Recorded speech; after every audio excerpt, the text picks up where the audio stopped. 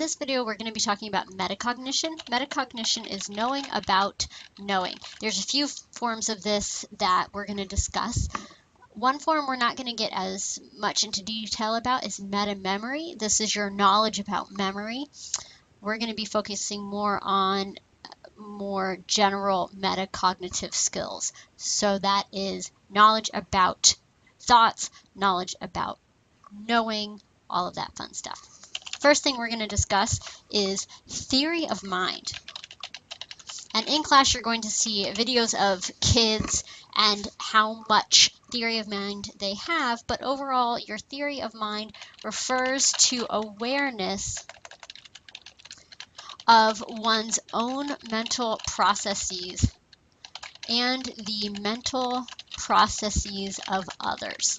So what is going on in your mind and what is going on in other people's minds? And this changes as you age. So between 2 to 3, you're able to understand perceptions, emotions, desires, what you want, how you're feeling.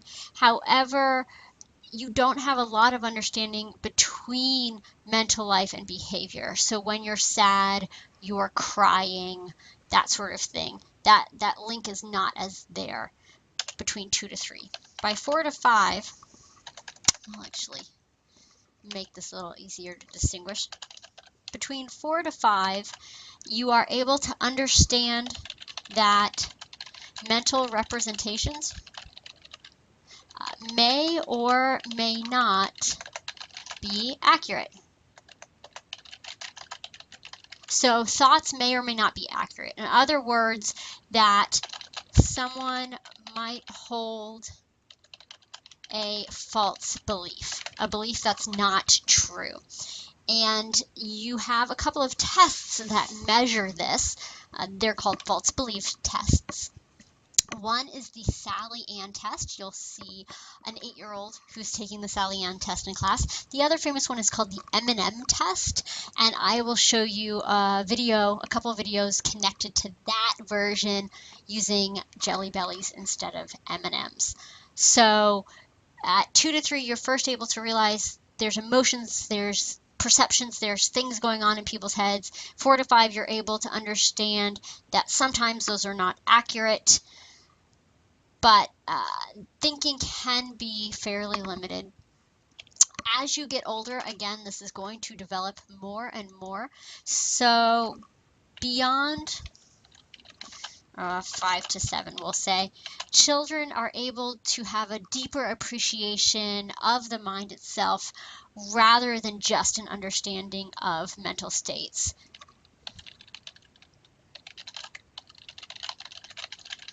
But it's really not until adolescence,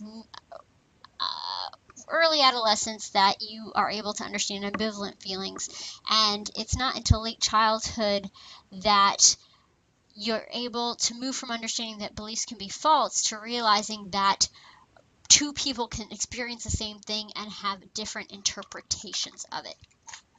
So I'll break that down a little bit.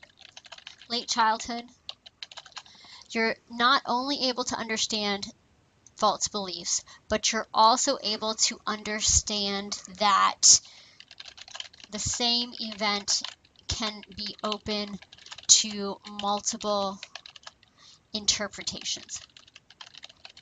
So there's not just a right way and a wrong way. There's more than one way potentially. And again, once you get to early adolescence, that's when you're able to understand that people can have ambivalent feelings.